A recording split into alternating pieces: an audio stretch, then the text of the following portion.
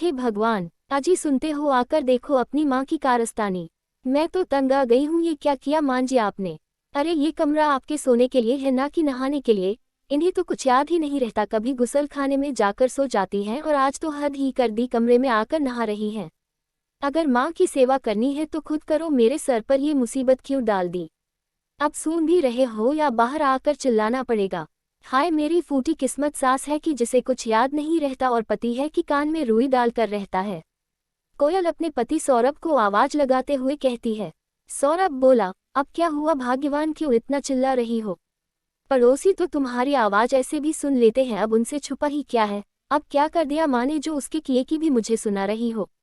अरे माँ, तुमसे भी एक जगह बैठा नहीं जाता है, तुम्हारे इस भूलने की बीमारी ने तंग आ गया हूँ। कोयल बोली, बोल तो ऐसे रहे हो अपनी माँ से जैसे वो तुम्हारी सारी बात समझ रही हैं।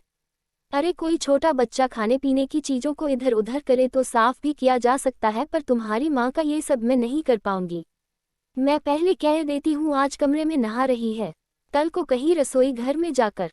छी छी छी, सोचकर भी मुझे उल्टी आ रही है। कुछ तो उपाय करो वरना मैं बिट्टू बेटा को लेकर मायके चली जाऊंगी, फिर रहना दोनों माँ बेटे अकेले। सौरभ बोला, तुम्हें ही घर की मालकिन बनने का शौक था। घर के कागजात पर माँ के दस्तखत चाहिए थे और तभी मैं माँ को यहाँ लेकर आया। अच्छा होता ये गांव में रहती, अगल बगल वाले दो रोटी दे जाते, कम से कम दिन रात की चिक चिक तो तुमसे मुझे नहीं सुननी पड़ती। कोयल बोली, बोल तो ऐसे रहे हो जैसे ये मकान में अपने छाती पर ले जाऊंगी। अरे बुड़बक इंसान, वो तो अच्छा हुआ इन्होंने मकान के कागज पर दस्तखत कर दिया, वरना तो इन्हें अपना दस्तखत भी याद नहीं रहता। अब जब दस्तखत हो ही गए हैं तो इन्हें वापस गांव में क्यों नहीं छोड़ आते हो, क्यों यही रखा है कोई जवाब तुम्हारे पास। देखो कैसे मुंह में दही जमाए बैठे हैं, अरे कुछ कहती क्यों नहीं। सौरभ बोला, कहना आसान है पर करना उतना ही मुश्किल। अब अगर गांव में जाकर छोड़ आऊंगा तो गांव वाले मेरा जीना हराम कर देंगे, तुम समझती क्यों नहीं हो। ठहर जाओ, कुछ ना कुछ तो इंतजाम करना ही होगा। इतना कहकर सौरभ अपनी माँ को पकड़कर बाहर एक कोने में जाकर दिया। सौरभ की माँ विमला जी के पति की मृत्यु से उन्हें गहरा सदमा लगा था, जिसके कारण धीरे धीरे वो सब भूलने लगी। सारी यादों पर मानो धूल जम गया है, बस उन्हें बेटे का नाम याद था जो दिन रात वो रटती रहती थी। विमला जी के पति किशोर बाबू सरकारी दफ्तर में कर्मचारी थे, बड़ी मेहनत करके उन्होंने बेटे को पढ़ाया लिखाया, रिटायरमेंट के पैसे मिले तो शहर में एक घर बनवाया जो कि विमला जी के नाम पर था। पेंशन उन्हें मिलता नहीं था, गांव में थोड़ी बहुत जो जमीन थी उसे बेचकर उन्होंने सारे पैसे बैंक में रख लिए थे, जो ही थोड़े बहुत पैसे आते थे उससे पति पत्नी दोनों का खर्चा निकल आता था। बरसात का समय था, किशोर बाबू टहलते टहलते खेत की तरफ चले गए थे। अचानक मौसम खराब हुआ, चारों तरफ बिजली कड़कने लगी और तभी एक बिजली किशोर बाबू पर आ गिरी, जिससे उनकी अकाल मृत्यु हो गई। उनकी ऐसी मौत की खबर सुनते ही विमला जी मानो सदमे में चली गई थी। कुछ वक्त बाद पत्नी के सुझाव पर सौरभ अपनी मां को शहर ले आया ताकि घर के कागजात पर उनके दस्तखत करवा सके। जैसे जैसे समय बीतता गया विमला जी की स्थिति खराब होती गई, जिसके कारण सौरभ और कोयल परेशान रहने लगे। सौरभ का बेटा बिट्टू, जिसे अपनी दादी से बड़ा लगाव था, दिन भर घर में दादी दादी करता रहता था। पर दादी की वह खूबसूरत यादें जा चुकी थी, पर ममता औरत के अंदर कभी मरती नहीं है, वो तो विमला जी के अंदर भी कहीं ना कहीं छिपी हुई थी। जब भी वो बिट्टू को देखती तो कहीं ना कहीं उसमें उन्हें अपने सौरभ के बचपन की परछाई पाती और उसे खूब लाड करती थी। सौरभ अपनी माँ की परेशानियों से इतना परेशान नहीं था जितना कि अपनी पत्नी के चिल्लाने से परेशान हो जाता था। इन्हीं सब परेशानियों से परेशान सौरभ एक दिन सुबह सुबह अपनी माँ को अपने साथ कहीं ले गया।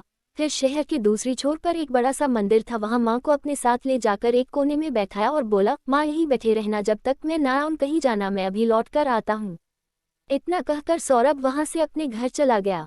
बेचारी विमला जी भूखी प्यासी मंदिर के कोने में बैठी रही। घंटों बाद आने जाने वाले भक्तों में से किसी ने कभी प्रसाद दे दिया तो कभी किसी ने पानी दे दिया और उसे खाकर विमला अपना पेट भर लेती थी। वो चुपचाप कोने में बैठी बस सौरभ सौरभ की रट लगाए रहती। आखिर बेचारी माँ करती भी क्या, बेटे के सिवा और कुछ याद भी तो नहीं था।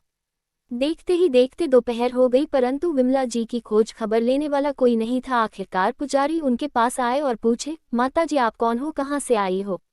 विमला जी बस सौरभ सौरभ इतना ही कहती, क्योंकि वो कुछ भी बताने में अक्षम थी। पुजारी जी ने शाम तक इंतजार किया, जब कोई विमला जी की खबर लेने नहीं आया तो पुजारी ने हार पार की पुलिस को खबर कर दी। इधर सौरभ अकेला जब घर आया, कोयल उसे देखकर बहुत खुश हूँ और बोली, जीवन में ये दूसरी बार आपने कोई अच्छा काम किया है। सौरभ आश्चर्य से उसे देखा और बोला, पहला अच्छा काम कौन सा किया था?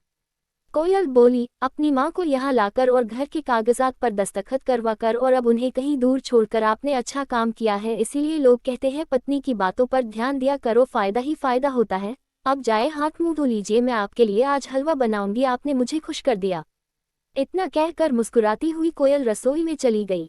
मंदिर में पुलिस आई तो भगदड़ मच गई। लोगों ने कारण पूछा और जब कारण पंडित जी से पता चला तो सब कहते हैं भगवान, कैसा कलयुग आ गया है। एक माँ अपने बच्चे को 9 महीने अपने गर्भ में रखती है पर कभी उसे बोझ पे ही समझती है और ना कभी भी थकती है। और आजकल के बच्चे अपने माँ को इस तरह से मंदिर में छोड़ जाते हैं, क्या वे ये नहीं सोचते कि आखिर बुढ़ापा उन पर भी आएगा। पंडित जी विमला जी को हाथ जोड़कर बोले, माताजी, अगर मैं आपकी सेवा कर सकता तो आपको यहाँ रख लेता, परंतु मेरा ही ठौर ठिकाना नहीं है तो आपकी सेवा मैं कैसे कर पाऊंगा। ये पुलिस महोदय आपको अपने साथ ले जाएंगे और आपके परिवार तक छोड़ आएंगे। विमला जी बस सौरभ सौरभ कहकर पुलिस वालों के साथ चली गई। पुजारी जी बोले, सच कहा माताजी, अब सौरभ ही है जो आपकी नया पार लगाएंगे। पुलिस वाले विमला जी को थाने लेकर आए पूछताछ की, पर वो तो कुछ बताने लायक ही नहीं थी, बस बेटे का नाम ले रही थी। इंस्पेक्टर संजय ने सोच विचार कर सोशल मीडिया का सहारा लिया। उसे लगा जब सोशल मीडिया पर इतने लोग मनोरंजन करते हैं तो क्या इस बूढ़ी अम्मा की खबर उसके घर तक नहीं पहुंचा सकते। यही सोचकर संजय ने सोशल मीडिया का सहारा लिया और विमला जी का एक वीडियो बनाकर शेयर कर दिया। थोड़ी देर बाद संजय ने उन्हें चाय बिस्किट दी। विमला जी इशारे से कुछ खाने को मांगी तो संजय पुलिस वाले को बोला, इनके लिए रोटी सब्जी लेकर आओ। खाना देखकर विमला जी खाने पर ऐसे टूट पड़ी मानो कितने दिनों से भूखी हो और वही कोने में एक छोटे बच्चे की तरह सिकुड़कर सो गई। न जाने इंस्पेक्टर संजय के दिमाग में क्या आया, वो अपने अधिकारियों से पूछकर विमला जी को अपने घर ले गया। संजय की पत्नी नेहा बहुत शांत स्वभाव की थी। विमला जी को देखकर वो समझ गई कि फिर उनके पति किसी परेशान को अपने घर ले आए हैं। संजय ने जब पूरी घटना बताई तो नेहा बोली, कोई बात नहीं, जब तक इनके घर वाले नहीं मिल जाते ये हमारे साथ रह सकती हैं। संजय बोला, तुम्हारे अंदर कितनी ममता छुपी है। कोई अपने माँ बाप को अपने साथ नहीं रखता और तुम हो कि पराये को भी अपना मान लेती हो। नेहा बोली, किस्मत भी अजीब खेल खेलती है। मेरे माता पिता मुझे मंदिर की सीढ़ियों पर छोड़ गए थे क्योंकि मैं उनके लिए बोझ थी। कुछ लोग होते हो जो बेटी को बोझ मानते हैं, इसीलिए तो नवजात बच्चियां कभी गटर में तो कभी मंदिर की सीढ़ियों पर पाई जाती हैं। वो तो भला हो अनाथालय वालों का जिन्होंने मुझे पाल पोस कर इस लायक किया। फिर आप मेरे जीवन में आए, मैं कैसे भूल सकती हूँ कि आपने मेरे लिए क्या कुछ नहीं किए।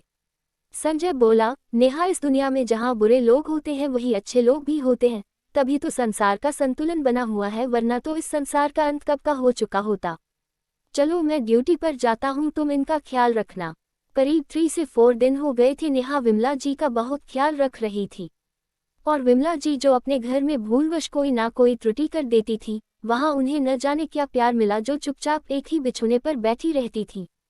जब नेहा उन्हें खाना खिलाती वो मुस्कुराती और सौरभ का नाम लेती, पर कहीं भी कोई तोड़फोड़ नहीं करती थी। चौथे दिन इंस्पेक्टर संजय को किसी अज्ञात व्यक्ति ने फोन किया और विमला जी पहचान बताई। संजय विमला जी को लेकर जाने लगा तो नेहा को दुख हुआ, पर उसे इस बात की खुशी थी कि विमला जी को उनका परिवार मिल रहा था। ये सोशल मीडिया की दुनिया भी बड़ी अनोखी है। अच्छा हो या बुरा, अगर लोगों की दिलचस्पी बढ़ जाए तो छोटी सी छोटी खबर को विशाल बनते देर नहीं होती। इंस्पेक्टर संजय ने बिना कुछ देर किए विमला जी को अपने साथ पुलिस जीप में बैठाकर उनके घर तक ले गए। घर पहुंचते ही घर का नज़ारा इंस्पेक्टर को बड़ा ही अजीब लगा। करीब 7 से 8 साल का एक बच्चा जो दादी दादी कहकर चिल्ला रहा था, और एक महिला उसे कभी चॉकलेट तो कभी आइसक्रीम देकर चुप करवा रही थी, और वहीं खड़ा व्यक्ति अपना सर पकड़कर परेशान दिख रहा था। इंस्पेक्टर संजय विमला जी को लेकर आगे बढ़े। जैसे ही बच्चे ने विमला जी को देखा वो दादी दादी कहकर उनसे लिपट गया। वही कोयल विमला जी को देखकर क्रोध में आग बबूला हो रही थी और नफरत भरी निगाहों से उन्हें देख रही थी। विमला जी की वापसी मानो उसकी सोच से परे थी। वो ये मान ही नहीं पा रही थी कि वो वापस लौट आई है। इंस्पेक्टर संजय ने पहले सौरभ को खूब डांट लगाई। सौरभ सर झुकाए खड़ा था। जब इंस्पेक्टर संजय चिल्लाते हुए सौरभ की तरफ लपका तो विमला जी इंस्पेक्टर संजय पर चिल्लाने लगी, सौरभ सौरभ कहकर सौरभ को सीने से लगा ली मानो अपने बच्चे को किसी गैर से बचा रही हूँ। इंस्पेक्टर संजय ने कहा, शर्म करो, सोचो इस माँ की अवस्था जिसे तुम्हारे सिवा कुछ याद नहीं है। इन्हें ये लग रहा है कि हम तुम्हें नुकसान पहुंचाएंगे तो ये तुम्हें हमसे बचा रही हैं। अरे शर्म नहीं आई तुम्हें ये हरकत करते हुए, आखिर तुमने ये सब क्यों किया? इंस्पेक्टर संजय की कड़क आवाज और सख्ती देखकर सौरभ ने सारी सच्चाई उगल दी और कहा, मेरी पत्नी मेरी माँ से परेशान हो चुकी थी। अपनी पत्नी की परेशानियों को दूर करने के लिए मैं माँ को मंदिर के कोने में छोड़ आया था। उसकी भूलने की बीमारी के कारण मुझे यकीन था कि वो घर तक तो कभी वापस नहीं आ सकती है। इंस्पेक्टर संजय बोले, देख लो तुम्हारी माँ की यादों में तुम्हारे सिवा कुछ नहीं और तुम हो कि छी। बेटा तुम्हारी माँ को याद करता, पर तुम्हारी यादें क्या इतनी धुंधली हो गई कि तुम कितने निर्दयी हो गए। दादी के लिए बिलखते बिट्टू को देख सौरभ को अपने किए पर शर्म आ रही थी, क्योंकि दादी के गम में बिट्टू बस रोए जा रहा था, कुछ खाता पीता नहीं था। पर इसकी फिक्र कोयल को बिल्कुल भी नहीं थी।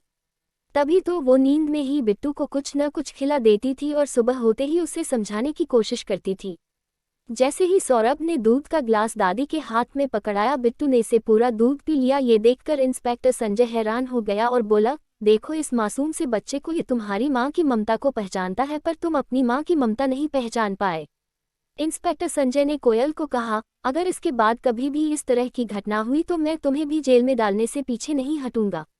इंस्पेक्टर संजय सौरभ से बोले, अरे ये तो दूसरे घर की है, तुम्हारी माँ का दर्द ये शायद महसूस नहीं कर पाए हो, पर तुम्हें तो अपनी माँ का दर्द महसूस होना चाहिए। वो इस स्थिति में अपनी मर्जी से नहीं आई है, बल्कि परिस्थिति ऐसी हो गई है कि उनकी यादें मीट चुकी है। अब तुम्हारा फर्ज बनता है कि तुम इनका ध्यान रखो। अभी तो मैं तुम दोनों के खिलाफ कोई एक्शन नहीं ले रहा हूँ, और अगर तुम दोनों ने इनका ख्याल नहीं रखा तो कानूनी कार्रवाई के लिए तैयार रहना।